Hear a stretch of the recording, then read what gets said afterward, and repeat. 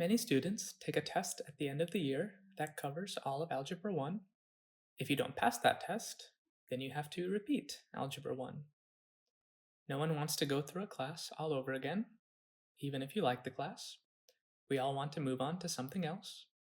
So I'm going to add several videos to the course where I work through sample questions that might show up on your test.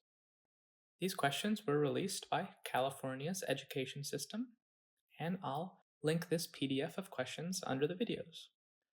These end of the year tests are timed, so you have to work at a good speed and keep your eye on the clock. In the videos, I might use a shortcut to get to the answer. Make a note of these shortcuts. And remember, the goal isn't to write out a beautiful solution to these problems. The goal is to get to the answer and move on to the next question, so you can get as many points as possible and pass the test.